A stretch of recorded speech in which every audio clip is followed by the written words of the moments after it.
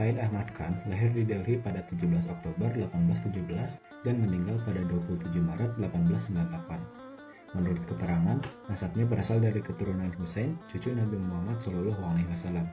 Neneknya, Said Hadi, merupakan salah satu pembesar istana Mughal pada masa pemerintahan Alamgir kedua di tahun 1754 sampai 1759. Sedangkan kakek dan ayah dari Said Ahmad Khan bekerja di East India Company dengan posisi cukup penting. Singkatnya, Said Ahmad Khan berasal dari keluarga berstatus tinggi, modernis, berorientasi barat, dan cukup mengenal kehidupan orang Inggris. Meskipun keluarganya banyak yang berkecimpung dengan pengaruh barat, namun ibu dari Ahmad Khan adalah sosok muslim yang religius. Dia merupakan wanita yang dihormati karena pengetahuan agamanya. Dia memasukkan Ahmad Khan ke dalam madrasah dan memberikan pengaruh yang sepadan dengan pengaruh yang diberikan kakek Ahmad Khan. Sehingga Ahmad Khan tumbuh dewasa dengan dua pengaruh yang berlawanan, kesetiaan dengan sepenuh hati kepada komunitas muslim dan penghormatan yang tinggi terhadap budaya Inggris. Namun pendidikan Ahmad Khan harus terhenti di tengah jalan. Krisis ekonomi keluarganya pasca kematian ayahnya adalah penyebab utamanya. Untuk membantu perekonomian keluarga, Said Ahmad Khan memutuskan untuk bekerja.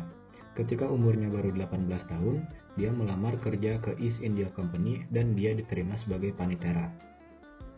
Panitera merupakan jabatan rendah dalam serikat dagang tersebut. Dia tidak bisa naik lebih tinggi karena dia tidak menyelesaikan pendidikan formalnya. Tidak lama setelah bekerja di East India Company, dia memutuskan berpindah pekerjaan dengan menjadi hakim. Tetapi pada tahun 1846, dia kembali ke Delhi untuk meneruskan studi. Said Ahmad Khan banyak menghabiskan waktunya untuk belajar secara otodidak. Dia banyak membaca literatur ilmu pengetahuan, baik yang berbahasa lokal maupun Inggris. Dia membentuk kelompok diskusi bersama teman-teman Muslim India dan mengadakan serial kuliah dengan topik-topik ilmiah. Ketika pemberontakan Mutini pecah pada 1857, ia berusaha untuk mencegah terjadinya kekerasan dan banyak menolong orang Inggris dari pembunuhan. Pihak Inggris menganggap Ahmad Khan banyak berjasa bagi mereka dan ingin membalas jasanya. Tetapi, hadiah yang diberikan Inggris kepadanya ditolak dan hanya gelar Sir yang diterimanya. Adapun karya-karya dari Sir Syed Ahmad Khan berbentuk buku adalah sebagai berikut. Yang pertama, The Causes of the Indian Revolt. Kemudian Asar Usanadi, first edition 1847, second edition pada tahun 1854. Selanjutnya Life of Muhammad, A Voyage of Mannerism, The Mohammedan Commentary on the Holy Bible, Review on Dr. Hander's Indian Musalmans, An Account of the Loyal Mohammedans of India, The Mohammedan Commentary of the Holy Bible, A Speech by Syed Ahmad Khan, Causes of Indian Rebellion, Monuments of Delhi, Tabakat Al-Qura, Selected Essays by Sir Syed Ahmad Khan, Correspondence of Sir Syed Ahmad Khan and his contemporaries, Description of this monument, the Delhi, Sir Syed Ahmad Khan History of the Bijnor Rebellion, Political Profile of Sir Syed Ahmad Khan, Life of Muhammad and Subjects Subsidiary thereto, Description of this monuments, the Delhi. Sayyid Ahmad Khan memiliki otak yang cemerlang dan berpikiran yang luas sehingga ia mampu menyusun buku-buku ilmiah bernilai tinggi. Ia banyak menulis tentang sejarah dan meneliti serta mengoreksi buku-buku ilmiah termasuk karangan-karangan klasik. Ia mengawasi percetakan dan penerbitan. Dalam bidang pendidikan, ia mendirikan suatu yayasan ilmiah untuk menerjemahkan buku-buku barat ke dalam bahasa India seperti bahasa Urdu, Sanskerta, dan menerbitkan majalah Tahzibul Akhlaq untuk membantu tersebarnya ide-ide pembaruan Islam di India. Pada tahun 1847, Said Ahmad Khan mempublikasikan karyanya yang berjudul Attar al-Sanadid yang berisikan sejarah serta monumen orang-orang yang terkenal di Delhi. Karya ini tidak saja membuat namanya terkenal di India, tetapi juga di luar India, seperti Perancis dan Inggris. Pada tahun 1854, kitab Al-Sanadid dicetak ulang. Pada tahun 1863, diterjemahkan ke dalam berbagai bahasa, diantaranya ke dalam bahasa Perancis, Inggris, dan kemudian ke dalam bahasa Urdu.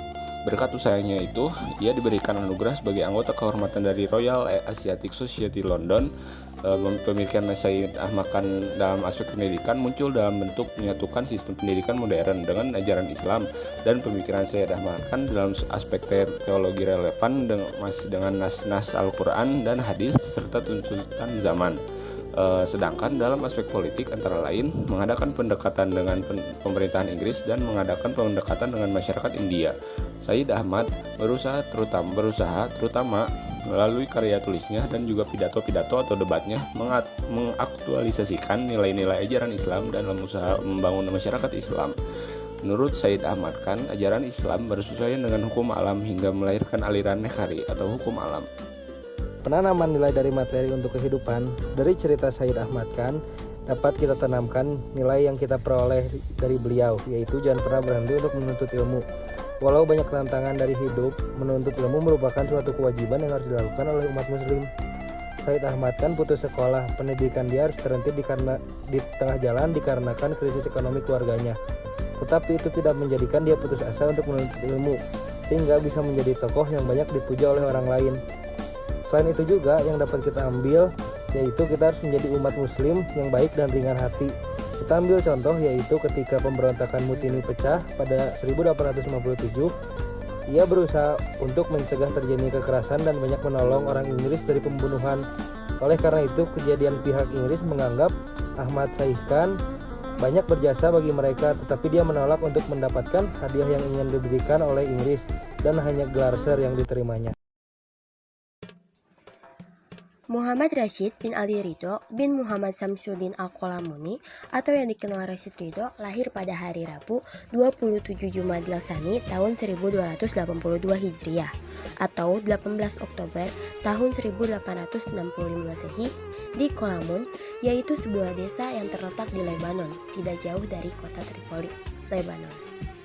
Keluarganya dari keturunan yang terhormat berhijrah dari Baghdad dan menetap di Qalamun, kota dengan tradisi kesolehan Sunni yang kuat, tempat tarekat-tarekat memainkan peranan aktifnya.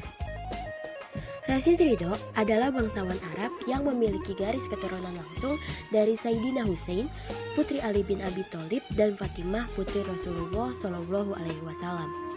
Hal itulah yang menyebabkan Rashid Ridho menyandang gelar Al-Said. Gelar Said pada awal namanya merupakan gelar yang biasa diberikan kepada semua yang mempunyai garis keturunan tersebut. Saat kecil, tepatnya pada usia 7 tahun, ia dimasukkan ke madrasah tradisional di desanya, yaitu Al-Qalamun. Rashid Ridho belajar menulis, berhitung, serta membaca Al-Quran. Kemudian, meneruskan pendidikannya di Madrasah Al-Watoniyah Al-Islamiyah di Tripoli yang didirikan oleh Al-Husain Al-Jisr. Beliau adalah seorang ulama yang pemikiran agamanya dipengaruhi oleh pemikiran modern. Selain mendapatkan bimbingan dari gurunya, Syekh Husain Al-Jisr, ia dipengaruhi oleh ide pembaharuan yang dicetuskan oleh Jamaluddin Al-Afghani dan Muhammad Abduh melalui majalah Al-Urwat Al-Wusqa.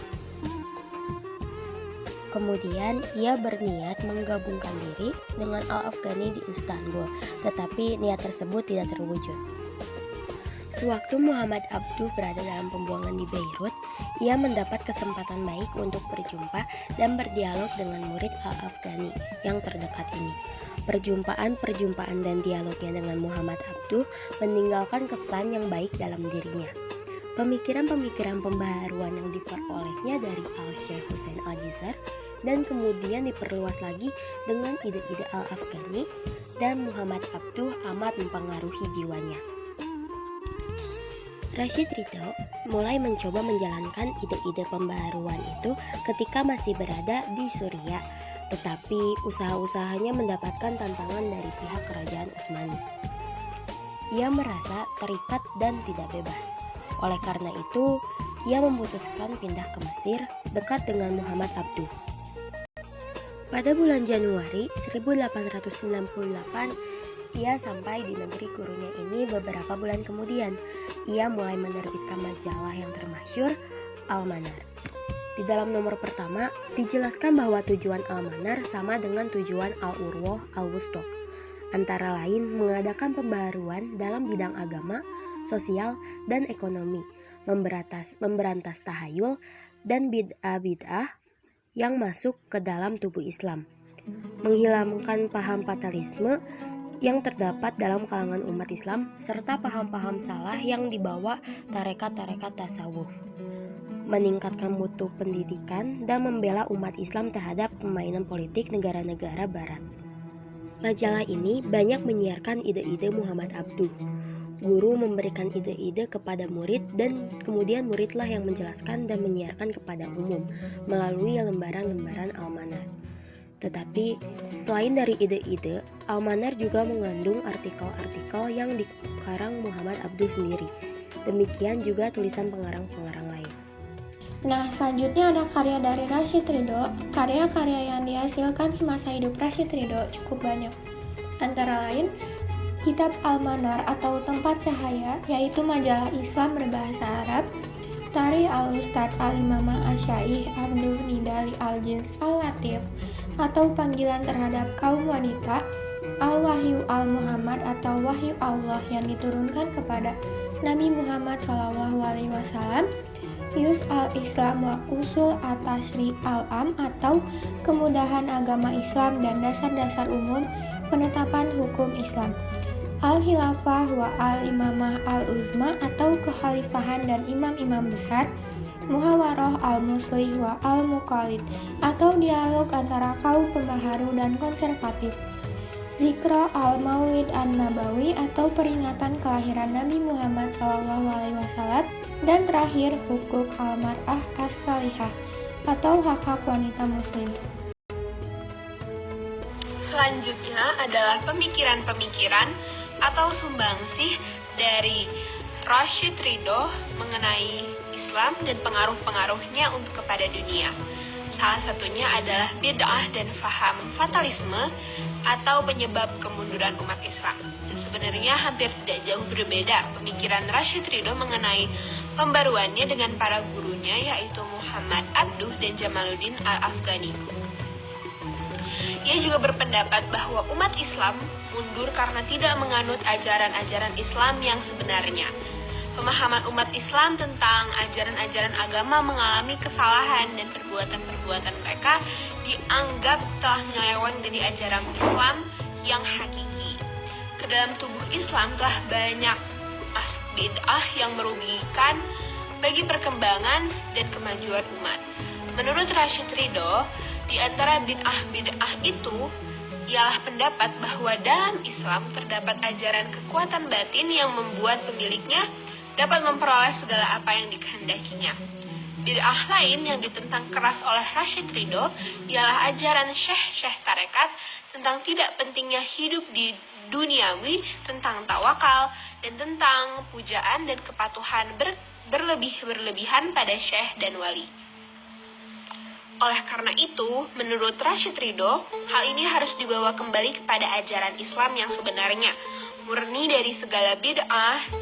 Islam murni itu sebenarnya sederhana sekali, sederhana dalam ibadah dan sederhana dalam muamalatnya. Yang meruwetkan ajaran Islam adalah justru sunnah-sunnah yang ditambahkan hingga mengkaburkan antara wajib dan sunnah. Dalam soal muamalah, hanya dasar-dasar yang diberikan seperti keadilan, persamaan, pemerintahan, syura, perincian dan pelaksanaan dari dasar-dasar ini diserahkan kepada umat untuk menentukannya. Hukum-hukum fikih mengenai hidup kemasyarakatan tidak boleh dianggap absolut dan tak dapat diubah. Hukum-hukum itu timbul sesuai dengan suasana tempat dan zamannya. Terhadap sikap fanatik di zamannya, maka dari itu ia menganjurkan supaya toleransi bermazhab dihidupkan, ditambahkan dalam hal fundamental lah yang perlu dipertahankan, yaitu persatuan umat.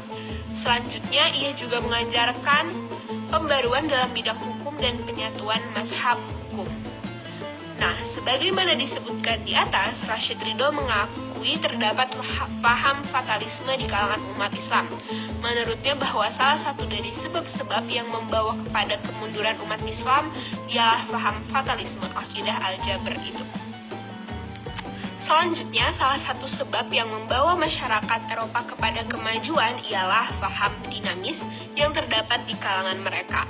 Islam sebenarnya mengandung ajaran dinamis. Orang Islam disuruh bersikap aktif. Dinamis dan sikap aktif itu terkadang terkandung dalam kata jihad. Jihad dalam arti berusaha keras dan sedia memberi pengorbanan, harta bahkan untuk jiwa juga. Faham jihad inilah yang menyebabkan umat Islam di zaman klasik dapat menguasai dunia. Selanjutnya pembaruan Rashid Ridho dalam masalah jihad, ijtihad. Sebagaimana Muhammad Abduh, Rashid Ridho sangat menghargai akal manusia walaupun penghargaannya terhadap akal tidak setinggi penghargaan yang diberikan gurunya. Akal dapat dipakai dalam menafsirkan ajaran-ajaran mengenai hidup kemasyarakatan tetapi tidak terhadap ibadah. Ijtihad dalam soal ibadah tidak lagi diperlukan. Ijtihad fungsi eksplorasi akal atau artinya fungsi eksplorasi akal dapat dipergunakan terhadap ayat dan hadis yang tidak mengandung arti tegas dan terhadap persoalan-persoalan yang tidak disebutkan secara langsung dalam Al-Quran dan hadis. Disinilah menurut Rashid Ridho terletak dinamika Islam. Menurut Rashid Ridho, tidak ada islah atau pembaruan kecuali dengan dakwah, dan tidak ada dakwah kecuali dengan hujah. Hujah artinya argumentasi yang dapat diterima secara rasional, dan tidak ada hujah dalam mengikut secara buta atau taklid. Yang mesti ada adalah tertutupnya pintu taklid buta dan terbukanya pintu bagi faham rasional yang argumentatif adalah awal dari setiap upaya islah. Taklid merupakan penutup yang sangat tebal namun tidak disertai ilmu dan pemahaman. Mengenai ilmu pengetahuan, menurut Rashid Ridho, peradaban barat modern didasarkan atas kemajuan ilmu pengetahuan dan teknologi. Ilmu pengetahuan dan teknologi tidak bertentangan dengan Islam. Untuk kemajuan umat Islam harus mau menerima peradaban barat yang ada.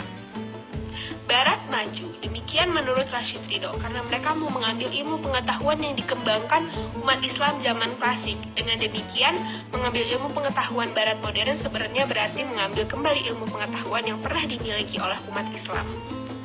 Selanjutnya, sebagai Al-Afghani, Rashid Ridho juga melihat perlunya dihidupkan kesatuan umat Islam.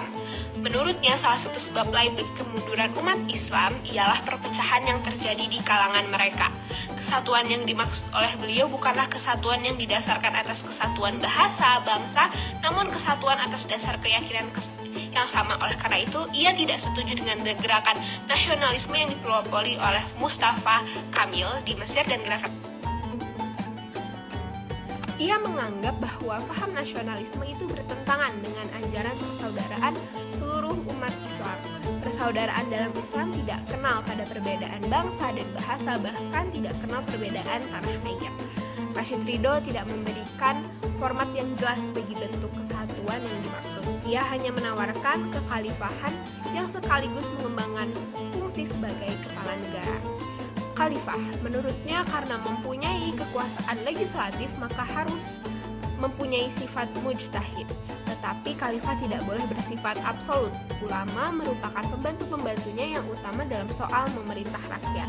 Jadi untuk setiap keputusan harus berdasarkan khalifah, yaitu pemimpin negara tersebut.